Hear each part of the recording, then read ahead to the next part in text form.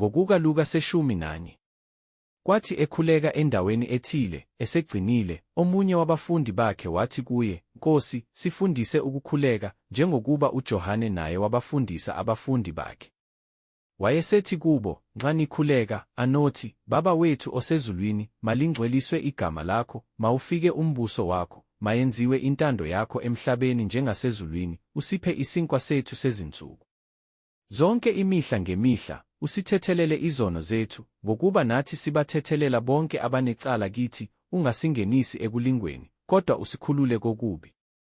Wathi kubo, ngumuphi kini oya kuba nomhlobo, aye kuye phakathi kobusuku, athi kuye, Mhlobo, ngitsheleke izinkwa zibe 3-6, ngokuba kufike kimi umhlobo wami evela ekuhambeni, kepha anginanto engingayibeka phambi kwakhe. Yena-ke ophakathi aphendule athi, Ungangihluphi, sekuvaliwe emnyango, nabantwana bami balele kanye nami, anginakuvuka, ngikunike na.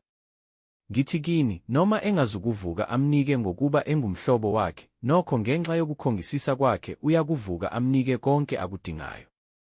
Ngithi kini, celani, niyakuphiwa, funani, niyakufumana, ngqongqothani, niyakuvulelwa. Ngokuba yilowo nalowo ocelayo uyamukeliswa, nofunayo uyafumana, nongqongqothayo uyakuvulelwa. Ngumuphi kini onguyise, oyakuthi nxa indodana icela inhlanzi, ayinike inyoka esikhundleni senhlanzi, uma icela iqanda, ayinike ufezela na? Ngakho-ke uma nina eningababi nikwazi ukubapha abantwana benu izipho ezinhle, kakhulu kangakanani uYihlo osezulwini uza kubapha abacela kuye uMoya oNgcwele. Wakhipha idemoni, laliyisimungulu, kwathi seliphumile idemoni, wakhuluma oyisimungulu, abantu bamangala. Kepha abanye kubo bathi, ukhipha amademoni ngoBelzebule umbusi wamademoni. Abanye bemlinga bafuna kuye isibonakaliso esivela ezulwini. Kepha yena eyazi imicabango yabo wathi kubo, yilowo nalowo mbuso owahlukene wodwa uyachitheka, indlu idilike phezu kwendlu. NoSathane uma ehlukene yedwa, umbuso wakhe uyakuma kanjani na? Lokhu nithi ngikhipha amademoni ngoBelzebule. Uma mina ngikhipha amademoni ngoBelzebule, amadodana enu awakhipha ngobani na?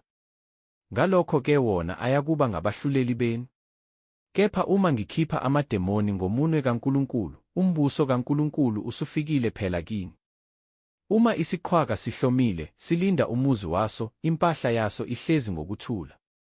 Kepha nxa onamandla kunaso esisukela, asinqobe, uyasaphuca izikhali zaso zonke ebesizethembile, ayabe impango yaso. Ongenami umelene nami, ongabuthi nami uyahlakaza. Nxa umoya ongcolileyo ephumile kumuntu, uyadabula izindawo ezomileyo efuna ukuphumula, engakufumani uthi, ngizakubuyela endlini yami engaphuma kuyo. Uyafika-ke ayifumane ishaneliwe, ihlotshisiwe.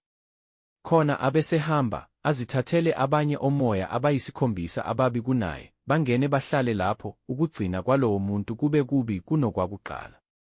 Kwathi esakhuluma lokhu, owesifazane othile esixukwini waphakamisa izwi, wathi kuye, Sibusisiwe isisu esakuthwalayo namabele owawancelayo. Kepha yena wathi, Yebo, kodwa kakhulu babusisiwe abalizwa izwi likaNkulunkulu, balilondoloze. Sekubuthana kuye izixuku, waqala ukukhuluma, wathi, Lesi sizukulwane siyisizukulwane esibi, sifuna isibonakaliso, kepha asiyikunikwa sibonakaliso, kuphela isibonakaliso sikaJona. Ngokuba njengalokho uJona waba yisibonakaliso kwabaseNineve, indodana yomuntu iyakuba njalo kulesi sizukulwane. Inkosikazi yaseNingizimu iyakusukuma ekwahlulelweni kanye namadoda alesi sizukulwane, iwalahle, ngokuba yavela emikhawulweni yomhlaba izakuzwa ukuhlakanipha kukaSolomoni, bhekani, lapha kukhona okukhulu kunoSolomoni. Amadoda aseNineve ayakusukuma ekwahlulelweni kanye nalesi sizukulwane, asilahle, ngokuba aphenduka ngokushumayela kukaJona, bhekani, lapha kukhona okukhulu kunoJona. Akakho othi esokhela isibani, asibeke esitha nangaphansi kwesitsha, kepha usifaka othini ukuba abangenayo babone ukukhanya. Isibani somzimba siyiso lakho, nxa iso lakho liphilile, umzimba wakho wonke ungukukhanya, kepha nxa lilibi, umzimba wakho ungubumnyama. Ngakho qaphela ukuba ukukhanya okukuwe kungabi ngubumnyama. Njalo-ke uma umzimba wakho wonke ungukukhanya ungenandawo emnyama, uyakukhanya wonke njengesibani sikukhanyisa ngokukhanya kwaso. Esakhuluma umFarisi wammema ukuba adle naye, wangena, wahlala ekudleni. UmFarisi wamangala ebona ukuthi kaqalanga ngokuhlamba engakadli. Yayisithi inkosi kuye, manje-ke nina baFarisi nihlambulula ingaphandle lenkezo nesitsha, kepha ingaphakathi lenu ligcwele ukuphanga nokubi. Ziwula, yena owalenza ingaphandle akalenzanga nengaphakathi na. Kepha yiphani okungaphakathi kube yisiphiwo sabampofu, bhekani-ke, kobe kuhlambulukile konke kini. Kodwa maye kinina baFarisi, ngokuba nithela okweshumi kwesinkuntshane, nokwentshungu, nokwemifino yonke, ninganaki ukulunga nokumthanda uNkulunkulu. Benimelwe ukwenza lokhu, ningakuyeki nalokho. Maye kinina baFarisi, ngokuba nithanda izihlalo eziphambili emasinagogeni nokubingelelwa ezicawini zokuthengelana. Maye kinina, ngokuba nifana namathuna angasabonakaliyo, nabantu abahamba ngaphezu kwawo bengawazi. Wayesephendula omunye wezazimthetho, wathi kuye, Mfundisi, ngokusho lokho uyasijivaza nathi. Kepha wathi, maye nakinina zazimthetho, ngokuba nithwesa abantu imithwalo ethwaleka kalukhuni. Nina-ke uqobo lwenu aniyithinti leyo mithwalo nangowodwa weminwe yenu.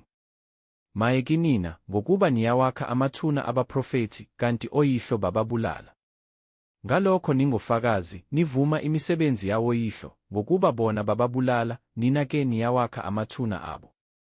Ngenxa yalokho ukuhlakanipha kukaNkulunkulu kwathi, ngiyakuthumela kubo abaprofethi nabapostoli, abanye bayakubabulala, abanye babazingele, ukuze kubizwe kulesi sizukulwane igazi labaprofethi bonke elachithwa kwasekusekelweni komhlaba, kusukela egazini lika-Abela kuze kufike egazini likaZakariya, owabulawa phakathi kwe-althare nethempeli.